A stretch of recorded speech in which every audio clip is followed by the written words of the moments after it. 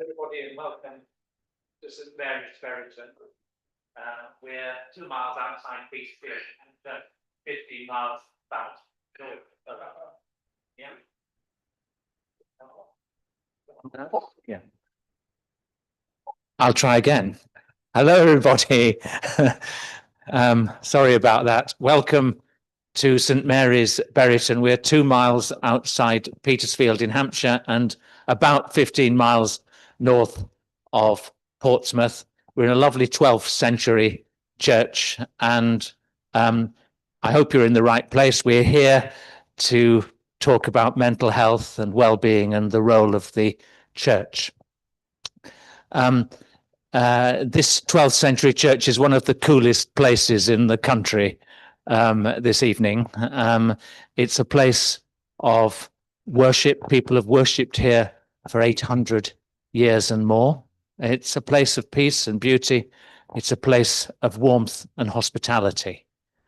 And it's also a place of conversation and thoughtfulness. And tonight we're going to have the third of our lectures from the Reverend Andre Radnell, who's the parish priest here. Andre is a man of many talents. He's a psychotherapist. He's parish priest.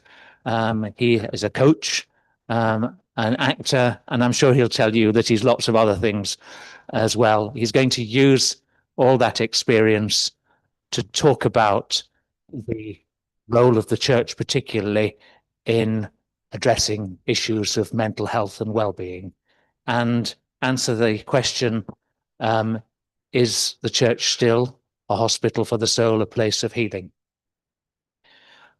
This is the third lecture, and just to remind you that if you want to watch the previous two and you haven't, you can watch them online on YouTube. That's where you will find them, and this third lecture will be online too if you want to refer to it. So without more ado, I'm going to introduce Andre Radnell, and he's going to give us some very practical tips today, he said.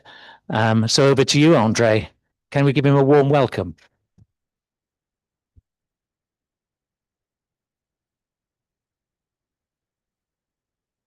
Thank you, David.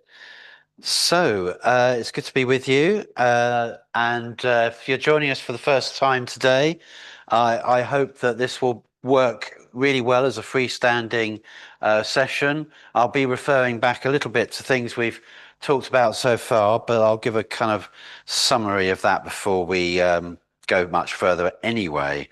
Just to say a couple of things just before we begin. The first thing to say is that although I am a psychotherapist, as you've heard, this isn't a therapy session.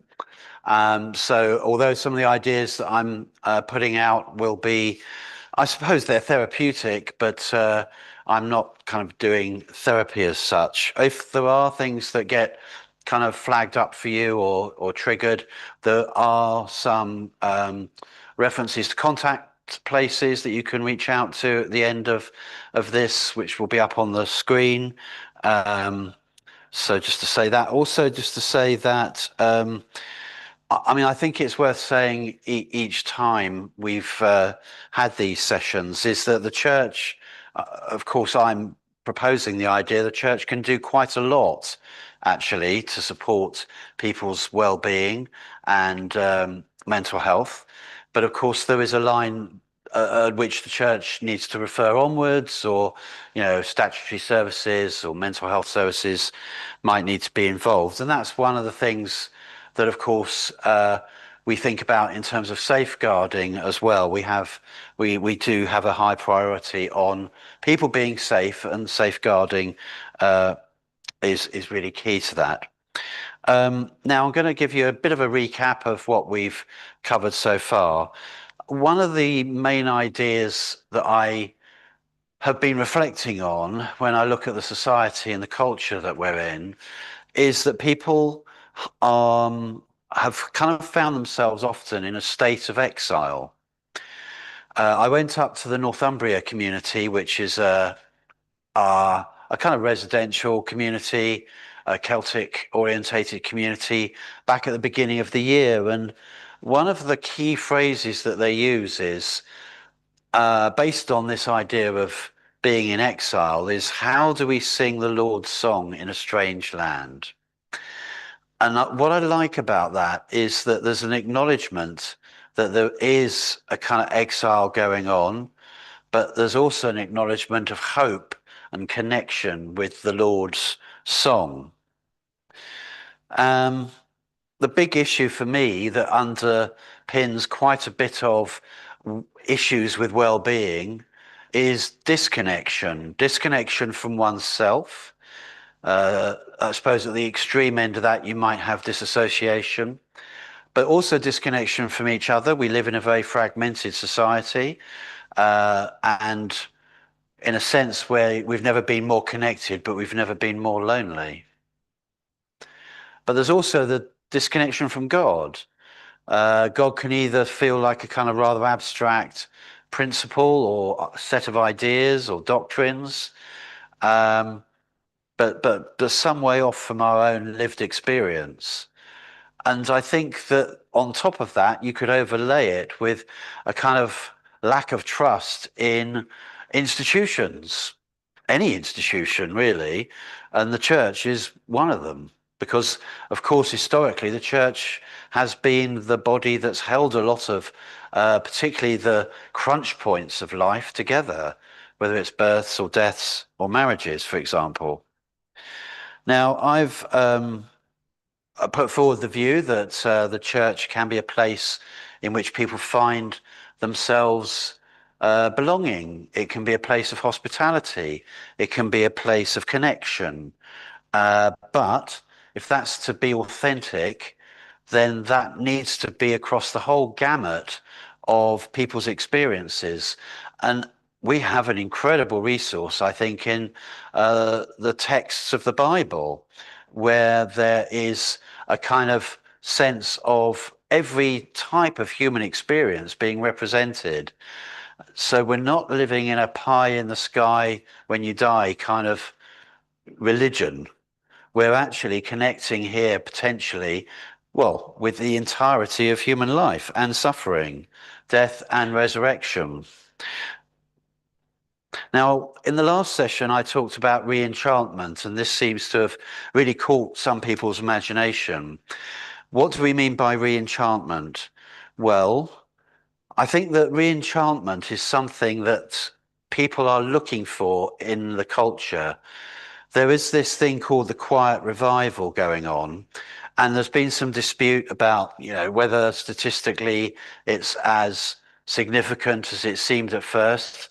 But I've certainly heard stories from other clergy, and I'm really aware that young people are becoming drawn to church in a way that perhaps hasn't happened for a little while. There's lots of reasons for that. One of them, I think, is the sense of isolation and loneliness.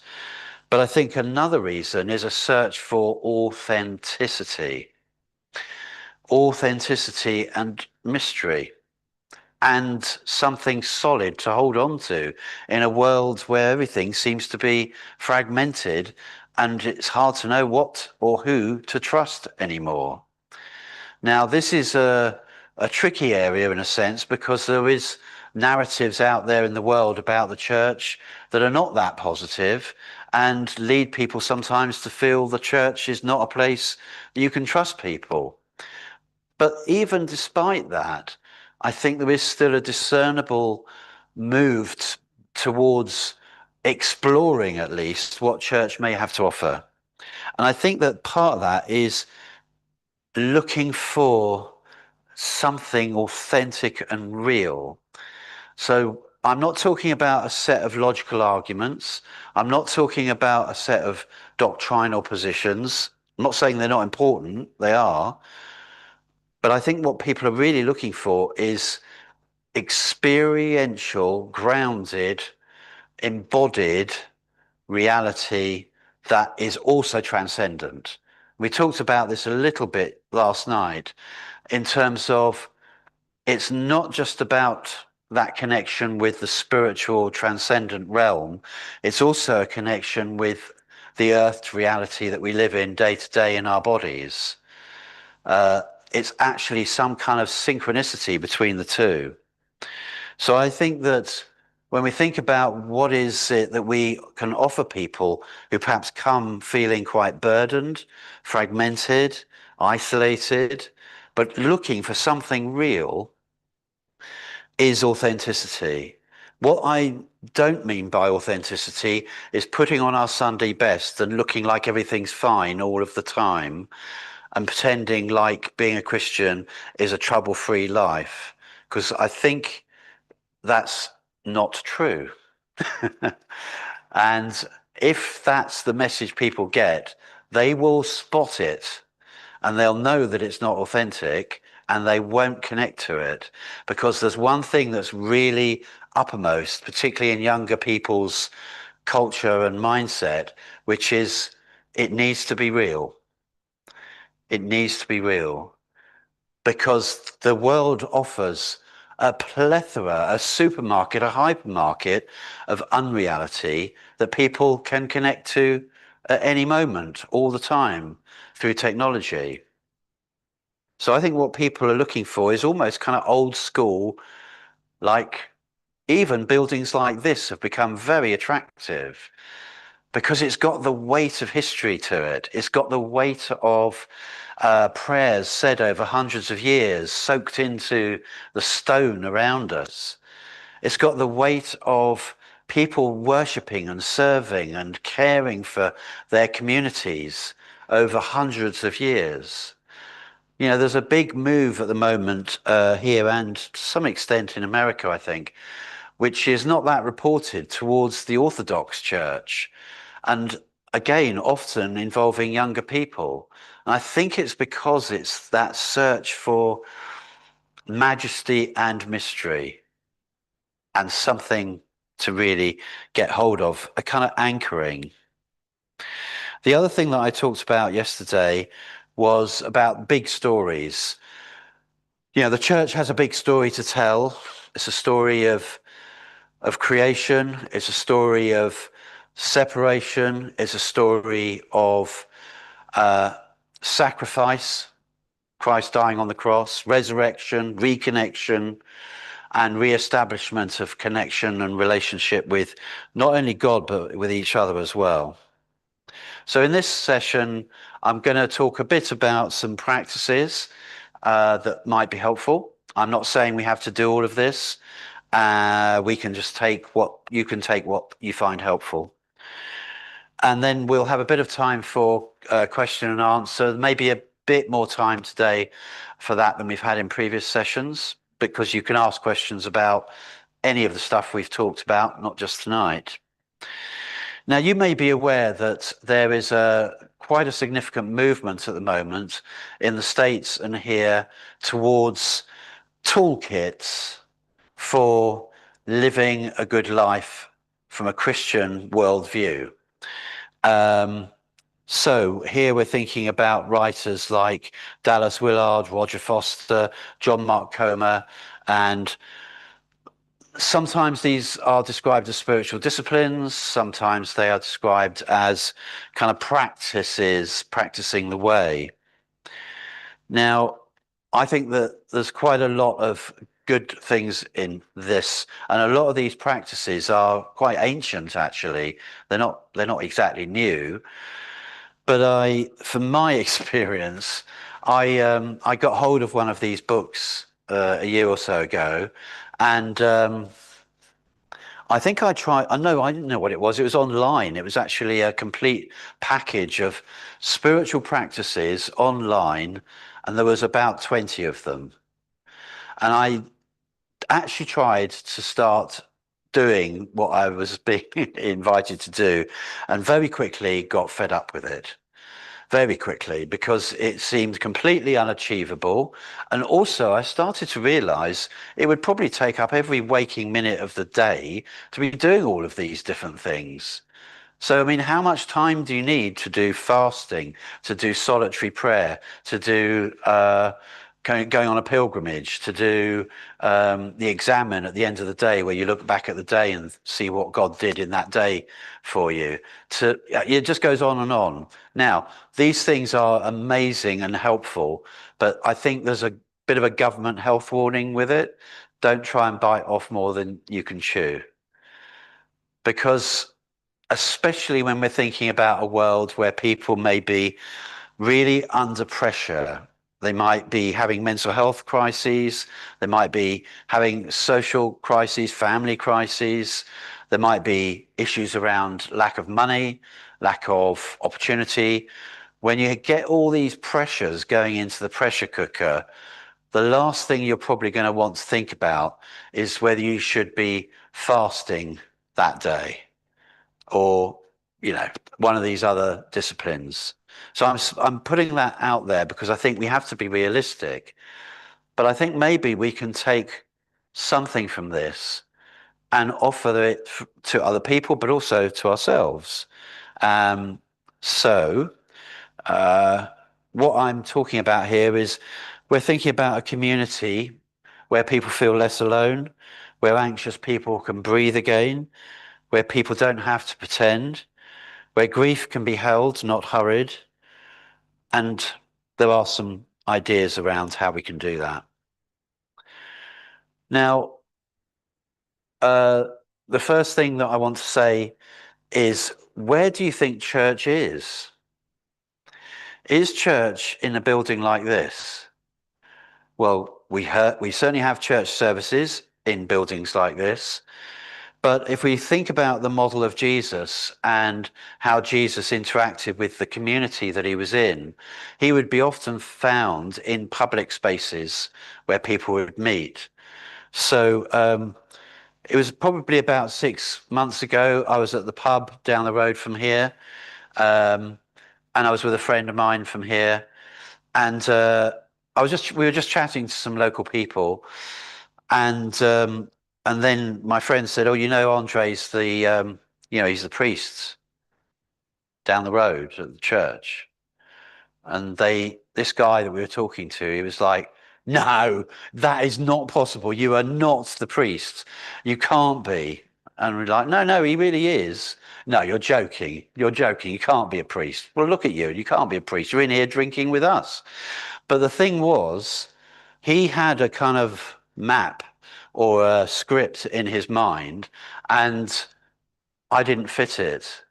I think that's great, because actually what we're talking about here is moving into the zone of normality rather than expecting people to come to us and behave like churchgoers or Christians, whatever that looks like. I think it's about meeting people where they are, actually, rather than only expecting them to come to us.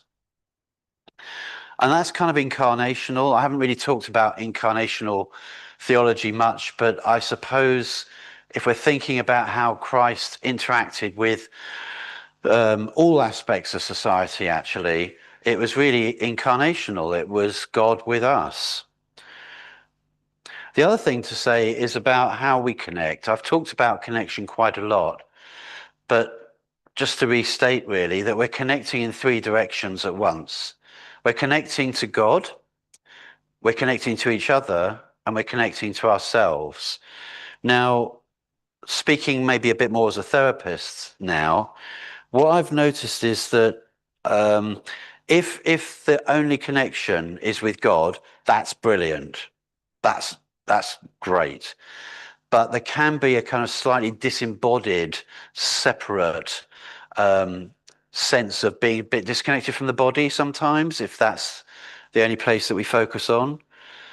If we are only focusing on connecting to others, that's again brilliant, and very much what I've been talking about as an antidote to the isolation people are suffering. But if that's all it is, it's a social club. If we're only connecting to self and not others, maybe not God either, that's called therapy. And I've done a lot of it over the years. And it's great. And I would say all these things are needed, but in balance, in a harmony. You know, I think yesterday I was talking about the perichoretic dance of the Father, Son, and Holy Spirit. We're created in the image of that movement between the three. And it's a beautiful picture of balance. It's not all of this and not any of that. And so if we're thinking about church, and I'm so aware that church itself is a funny sort of word, because everybody here and online, when you hear the word church, you'll think of something different, partly because of your experience, partly because of your background, or you may have no background with church whatsoever. And even then, you'll probably have some assumptions about what church is. But I'm giving a kind of, I know it's a slightly, I don't think it's idealized. I think this is really just tapping back into what's been there ever since the beginning. And sometimes it comes more to the fore than others. I think another thing about the church that can engage with people at the place of well-being and mental health is don't leave it to the experts. Don't leave it to people like me who I'm not. I mean, am I an expert? No, I'm not an expert, but it could be possible to see me that way because I dress up in different clothes for Sundays and it looks, different. And there is a way in which there is, there's a need for leadership and so forth. But I think that a lot of the action, in my experience, whereby people kind of access faith or spirituality or church is through just normal talking, not preaching necessarily, not being quoted from the Bible, good as these things might be. It's through chats. And chats means authenticity. It means just being yourself, really. And I think sometimes we can underestimate what we bring and how valuable our own experiences are to other people when we're talking to them. Coming back now to this whole idea of practice, there's sometimes in church is something that I would describe as programs rather than practice. We are very good sometimes in church at running events, forming committees, doing rotas, holding special services, making leaflets, and all those things are brilliant. But that is not the same thing as practice when we're talking about spiritual development. So programs are great, but practices tend to be where the changes at a deeper level happen. So practices form people. And practices in church can be, yes, individual things that we can do. So, for example, I was just talking about the examine, which is a very old idea of looking back over your day at the end of it and asking, what was God doing in this day? What do I take from this day before it finishes? What do I want to thank God for in this day before it finishes? And that's quite a powerful practice, actually. But these practices, they do take repetition. And I think in my experience as a therapist, sometimes the things that we might offer to clients from a therapy point of view aren't very far away from what we might be thinking about in spiritual practices. For example, mindfulness, which is really, really, evidence-based as being super helpful for a range of mental health kind of related issues, including depression. That's not a million miles away from just being still and meditating. And I'm aware, in fact, since we've been here in this area, in Hampshire, of places in churches which are doing that, which are just having times of stillness where people can come together and be quiet and just breathe for however long, half an hour. It's very, very healthy and it's much needed in our culture. So simple practices like silence, listening, practicing hospitality. And as I was saying yesterday, that cuts both ways. So are we able to let other people host us? And are we able to kind of offer hospitality whereby people can come on their own terms? They don't have to come on our terms. Do we practice lament? You know, I was saying yesterday again that lament and sadness and grief, that is part of the human condition, and it is in the Bible, significantly so. But how often does that get addressed in the regular kind of pattern of church life? Well, it can, and actually church is well placed to address those sorts of issues. I've certainly had those conversations at funerals when I've been presiding at a funeral, where people will come up to me. I remember one man came up to me in North London and said, "It makes you think, doesn't it? Makes you think. Never really thought about death before. Makes you think. Hmm. Anyway, do you want a cucumber sandwich?" And you know, the window starts to close down again. But for a moment, that window's there, and some kind of conversation can happen.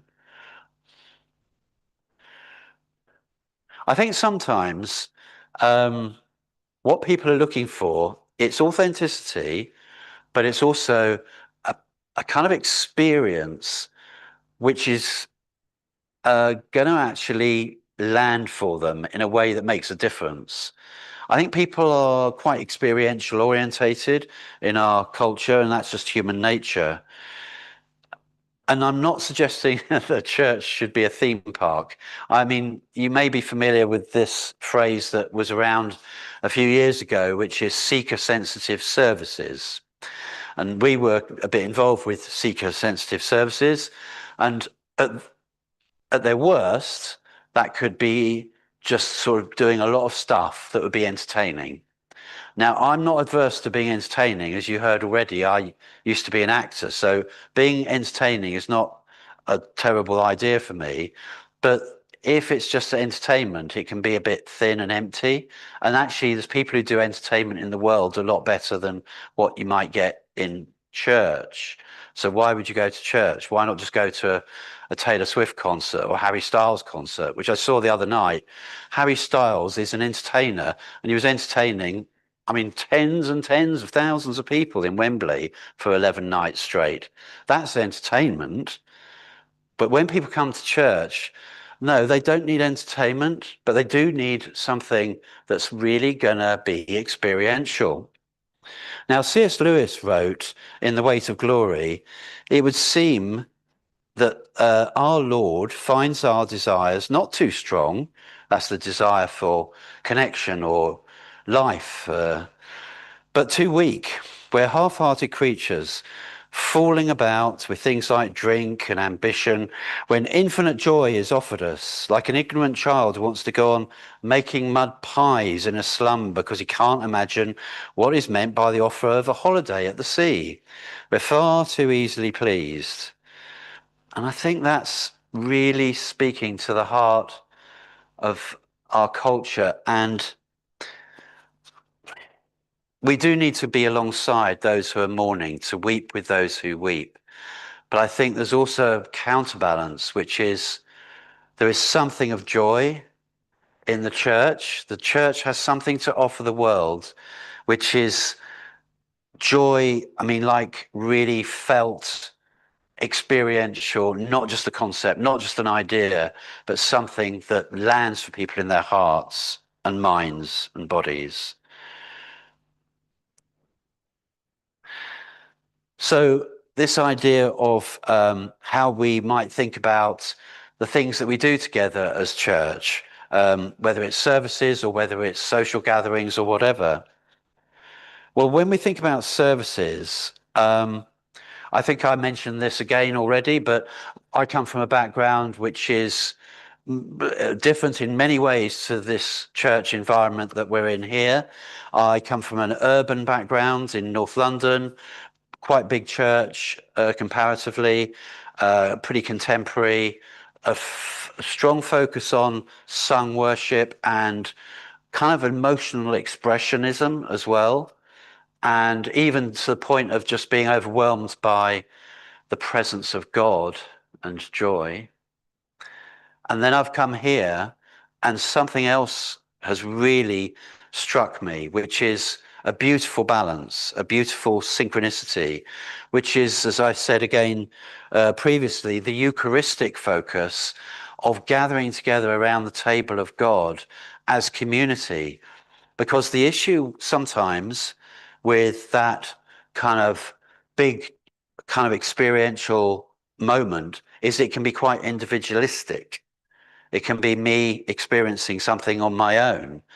But the Eucharistic approach, and I'm not saying one's better than another, because really everything I'm saying is about how church can actually be all of these things. But the Eucharistic focus is just family, isn't it? It's just us being family. And it means you don't have to be perfect. You can come as you are. We can be who we are. And we can share with one another based on authenticity. So we share the peace. We come to the table. We pray. We listen to scripture. We receive forgiveness. We're sent out. This is movement, isn't it? This is movement. And although sometimes these things can seem like, oh, we've done this thousands of times before, I'm pretty conscious, actually, of young people coming into churches like this and finding something that they didn't even know they were looking for in that liturgical movement. Something real, actually. And this all speaks to the point that I started with, which is about exile and coming back from exile. Coming back from exile means coming back to who we are. It means coming back to who God really is. It means coming back to each other. All three things happening. I think another thing that's worth saying in terms of sort of top tips is it's really important to meet together, not just in services, but, and again, coming from our background, we're very aware of things like the Alpha course, where people meet together and they have something to eat, and then there's some study of a topic from the Bible. And I do think that eating together is just, think about how many households where people are on their tablets or their phones and are not actually eating together anymore. People are kind of atomized and separated by lots of things, including technology. But just eating together, sometimes we do that here within the church, and we have a parish hall. Sometimes it would just be outside of that, even if it's just having sandwiches in the summer outside the church. It's actually quite important. And I was saying yesterday that I used to belong to a squash group. I played squash quite badly, and me and a couple of other guys would just meet, play squash, and then go for a drink afterwards. Did that for about 10 years. And we still meet up, not playing squash because probably would need a defibrillator. Always a bit worrying when they put a defibrillator outside the squash court. Not encouraging. Yeah. I think something else that I'm now slightly repeating, but I think goes to this idea of meeting up and chatting together, is dialogue. So we were in a house church a few years ago, and it was again in North London. Quite a few people in it were in the arts or the media, performers, but a real mixture of people. One of the things that the group had in common was that often people just couldn't handle established regular church for whatever reason. And I remember realizing that most of the interchange about God and spirituality was not through sermons or even just through sung worship. It was actually just chatting over the meal, because we had something to eat together at the end of each service, which different people would cook. And that's where people would ask these kind of really out of left field questions. And that's where the kind of spirituality or the theology was happening. It was in dialogue where people could answer back, they could ask questions, contradict, say that I don't think that's right, I don't believe in that. That's actually really healthy. I think what's not healthy is when we kind of pretend that we all agree on everything and present this kind of common front, which people again will find inauthentic. And then finally, or pretty much finally, I think there's prayer. Now, we could do like a whole load of sessions on prayer. In my experience, as soon as you mention the word prayer to Christians, the response is guilt. Because they're like, oh, I don't actually do that. We do it in church, maybe, and somebody's leading it then. But prayer, me praying to God on my own, how do you do that?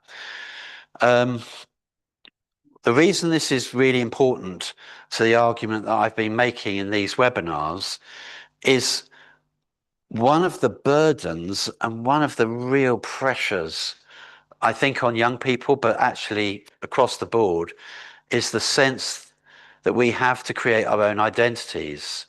So we live in a very identity saturated kind of world where there are many possibilities, but the sense is you have to kind of make your own way. You know, the phrase, you do you just do you do what you need to do. That's actually quite a burden because it takes a lot of pressure and effort to keep that going. The thing about prayer is it decenters us from ourselves. So I think I haven't really talked about the 12-step program much in these webinars, but I'm quite impressed by a lot of the things that happen in the recovery programs for not just alcoholics, but a whole range of addictions. Because one of the core tenets of this is to rely on a power greater than myself to restore me to sanity.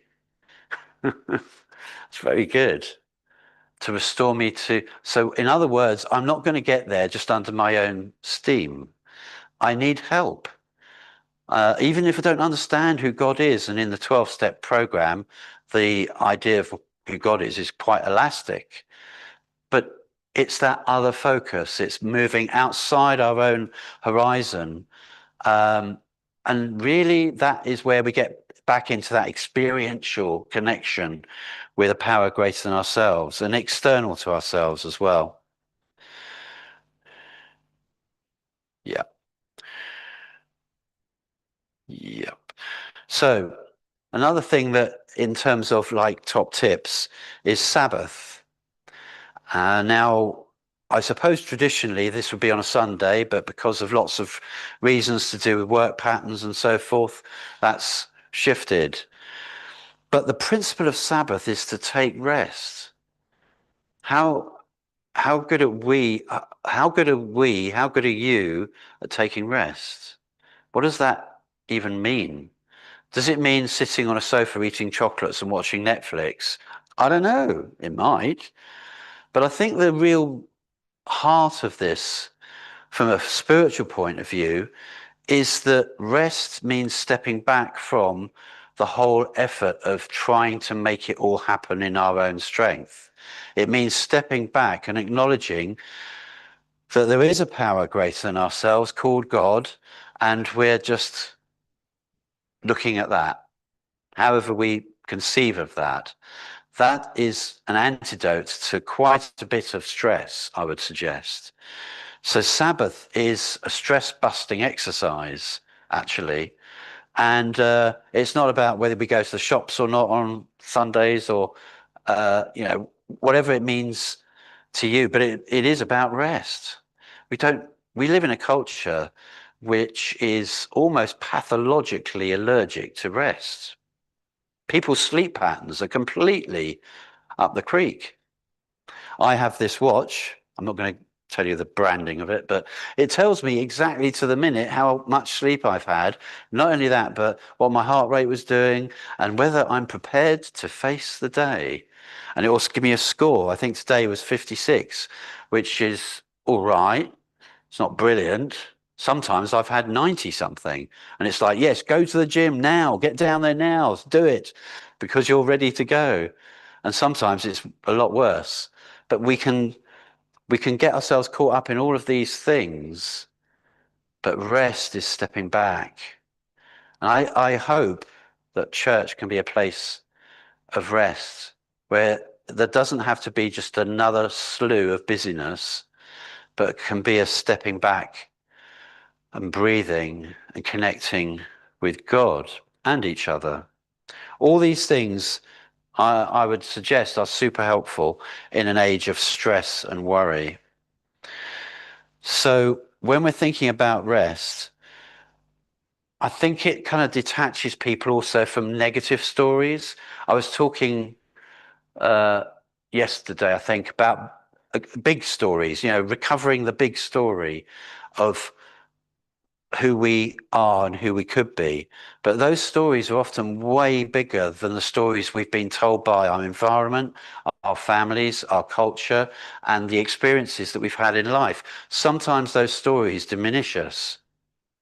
If there's trauma involved in those stories, they can kind of shut us down into quite a negative and small version of who we think we are and who we think other people are and who we maybe even think God is. So I would suggest that rest and that sort of expansiveness of breathing enables us to understand that we are not our worst moment. We are not just our achievements. We are not just what somebody said we were. We are not our family story. We are not what other people would say we are, or the culture says. We are children of God. And that's something that we may spend a lifetime discovering what it means.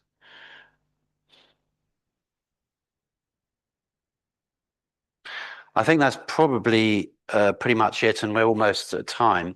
So I should also say, just before I finish this part, that up here you've got my website, which is andreradmiral.com, and I am running a masterclass in a couple of weeks on leadership. By leadership, I mean influence, and so people might think, oh, leadership is being a CEO or something, but actually I'm quite interested in how leadership works around things like church, but also, as you heard, I've got a background in working with quite large corporates as well, and that's a question that comes up time and time again, how to lead. So if you're interested in that, you can find out details through the website. Let's now have some space and time. I'll hand back to David for questions, which if you're online, please feel free to pop those into the chat, and we'll try and deal with them. If you want to ask a question, would you just pop your hand up and I'll bring the microphone to you. It's not going to broadcast to the church, but it will ensure that people online hear your question. So over to you. Who would like to go first? This is gentleman. Can you hear me? Andre, a Richard Staveley question for you. Thank you very much indeed for that. It's very stimulating talk, and I'm sorry that I missed the first two, so tonight was my first night.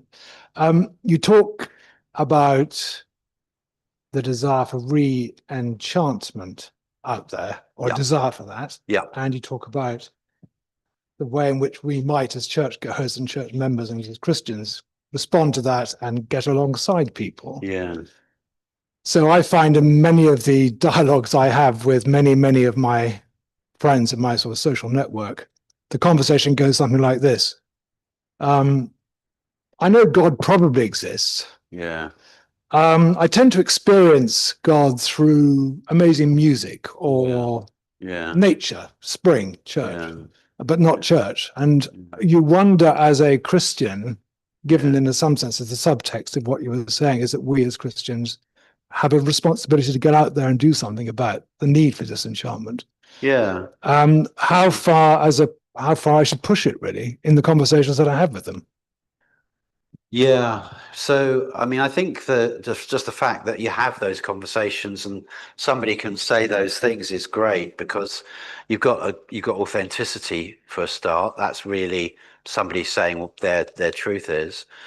Um, I I kind of would veer a bit sometimes into, when we're thinking about re-enchantment, I think that covers a huge amount of areas actually.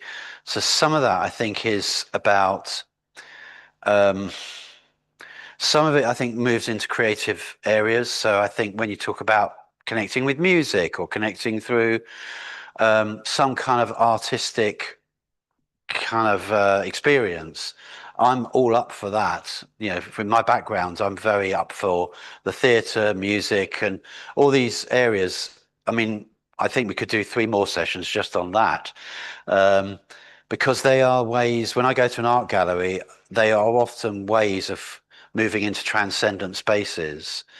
Um, but from a Christian point of view, I think, you know, it's all part of a journey. Maybe it's all part of, you know, where do we go from there? But that is a significant start. Uh, I'm not big on like, because I think when we get into apologetics, or it's like, this is what you know, this is the truth of the matter, then what generally happens in my experience is that people politely shut down, and you possibly then lose the connection. But, you know, if there's a curiosity, of course, yeah, can have that conversation. But again, not a conversation based on abstract theory, but based on, well, my experience is this. And I think people are looking for that when they come to, for want of a better word, church or church community. Yeah. I should say also these additional resources are kind of places that can offer help of different sorts if you should want to avail yourself of that. Any other questions online or in the room? Not online. Okay. Yeah.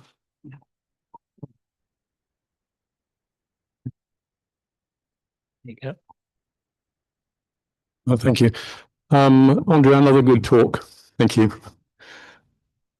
If you're not so much attracting, but trying to provide a space for someone who's not familiar with the church, and many of the other characteristics you're talking about are very welcome to them, having dialogue and so on and so forth. But they have a fundamental problem in accepting that Christ is God or that he rose again. How do you deal with that? Yeah. I think that when people are having an issue with some kind of aspect of Christianity, like did Jesus die and rise again or something like that, I'm not really feeling that I'm personally going to try and convince them of the argument, because I mean, we may talk about it, and some of that might be helpful, even educational, to talk about the texts, for example, from the Bible. But I think that veers into the zone that I've been touching on much more tonight, which is around re-enchantment again. And by that, what I mean is there needs to be some space in our thinking for God to meet people actually however God wants to meet people, and for that to be an experiential encounter that we cannot make a formula for. We can't make it happen, but it does happen. And, you know, there's a limit to what we can do about that. That's kind of God, isn't it? But I really feel that the kind of culture again is looking for not just abstract or not abstract even, but just reasonable answers. That is important. But when it gets to, well, I don't know if I believe it, I would take an experience over belief in that instance. What's that person's experience of God?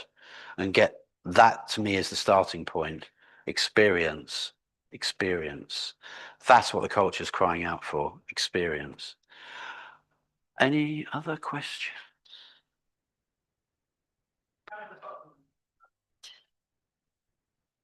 And you have a supplementary? Yeah. Yeah. Of course, it's you, Ian. You can have a supplementary. Thank you very much. In my extremely limited experience, I have to say, there are basically two ways that this can happen. One is that people, and we know them all, we've met many, who have Damascene conversions, and Yeah. one day they are absolute unbelievers, and the next day they are utterly convinced. Yeah.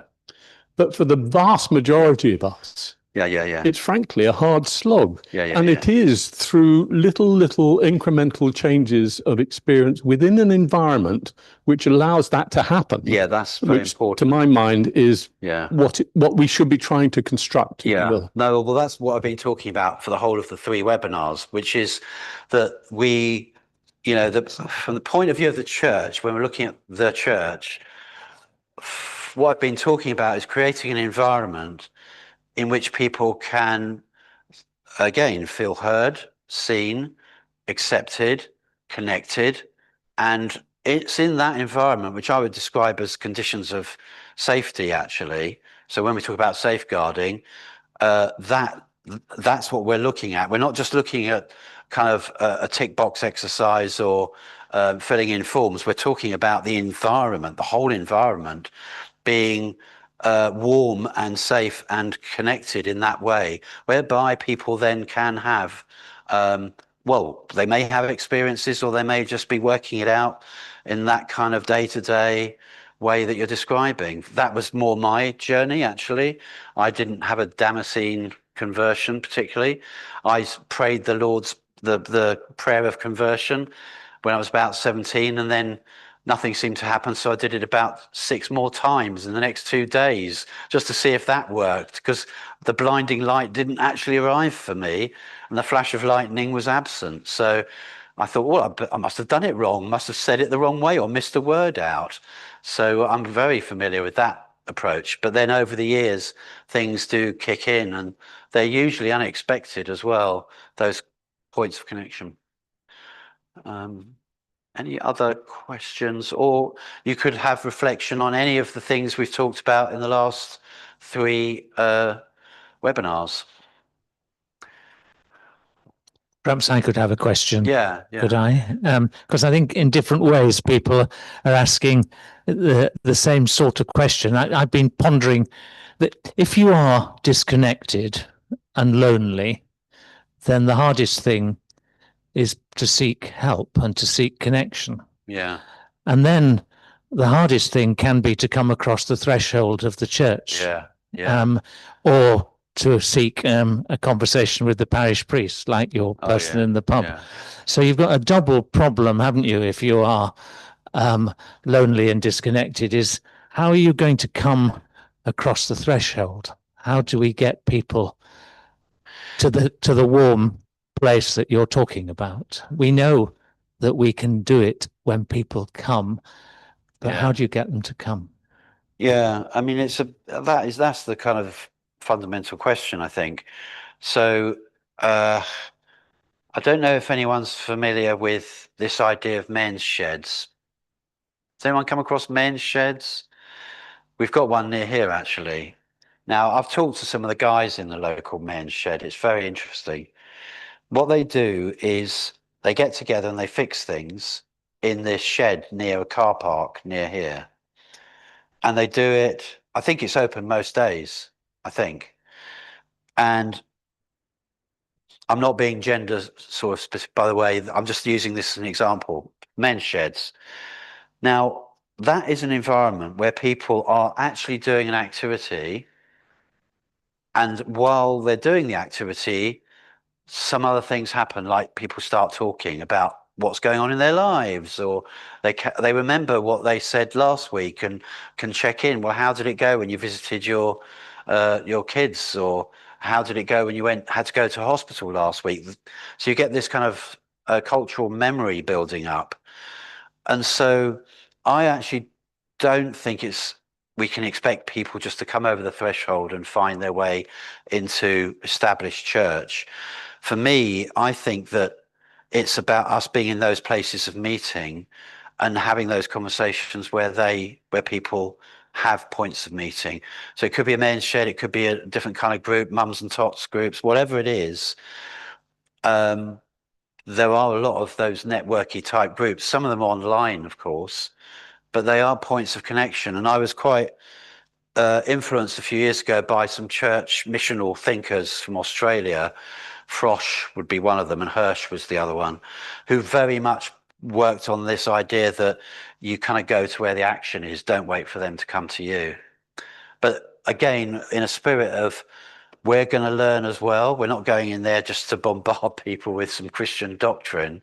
It's to have a dialogue, to have a conversation, to learn on both sides.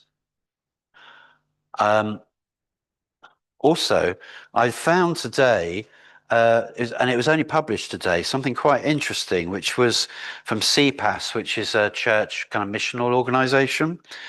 And so James Lawrence from CPAS put this kind of piece out today. And I thought, wow, this is basically summarizing everything I've said in the last 3 days. So he's saying, in terms of what people in the culture are looking for, he's names transcendence. People are looking for something bigger than themselves. I'm going to hear myself coming back on myself. That's wonderful, isn't it? Community, among an epidemic of loneliness, people looking for community. Meaning, the bigger story, the bigger picture. In a complex world, people want a framework to help them make sense of their lives and the world around them. Stability, that thing of church being ancient. Authenticity. Authenticity is often measured through vulnerability. I think that's quite important. And challenge.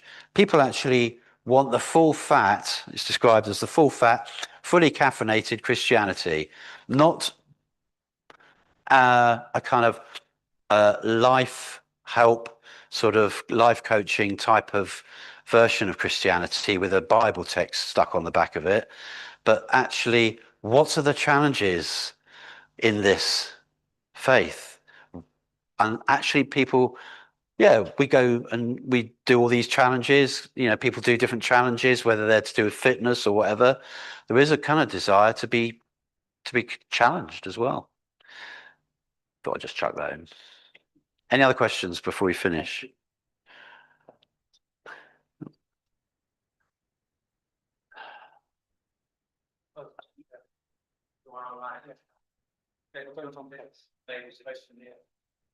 Yeah, go for it. Yeah.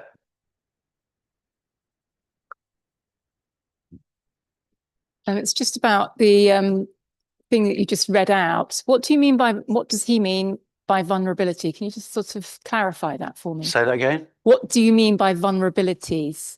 I think it's going back to the authenticity point. So the question was, what does it mean by vulnerability in that quote just now? Yeah. So I think it is about the authenticity, like being, I think that it's something about being kind of real about the things that we might be struggling with. Doesn't mean we have to, you know, overshare maybe, or too much information. But I think that it's just being real about the things that maybe we struggle with as well, like prayer, for example. Or even belief. Or even belief, yeah, we You know, might be. Like, did yeah. Jesus even come back from the dead? Is it okay to say that we don't even really believe it? I would hope that if we're thinking of an authentic place where people can grow and learn and work together, that there'd be space for all of that. Because otherwise, what are you dealing with? You're shutting down those sorts of wrong perspectives. And that's not really what we're talking about with church, that's inclusive and open. So, yeah. So there's a question here. Thank you for an informative, challenging, but also encouraging talk. Helps me realize we're doing things that may seem simple, but are giving people space to find God in their own way, and we grow as well. That's good. Thank you. I think we're nearly at time. So unless there's any more burning questions from anyone, I think we're done. Think we're done. Thank you very much, Andre. Thank you for 3 very stimulating lectures. And just to remind you, if you haven't been able to catch up with them all, they are on YouTube and will stay on YouTube. And if you want to revisit them, you'll be able to do that. And we like to think that this is one of the places where you can find support and encouragement. It's just a question of getting across the threshold. And there are lots of ways you can do that here. And I haven't said this yet, but I'm the treasurer of the church, and I always like people to come across the threshold, but for various reasons.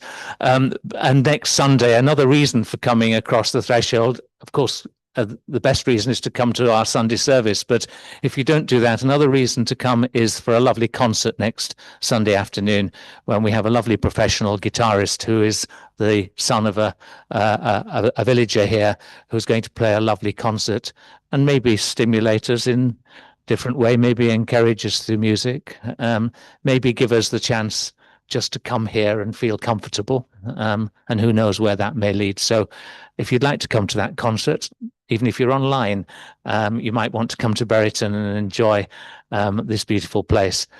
Please come 2:30 on Sunday. I've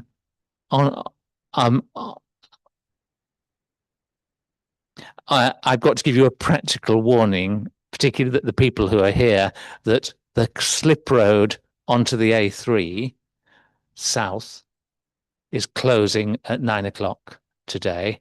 So we are going to close the whole event now. And if I see people running to the door, it will be because of that. But thank you very much for coming. We really do appreciate it. Could we give Andre also a huge round of applause and thanks?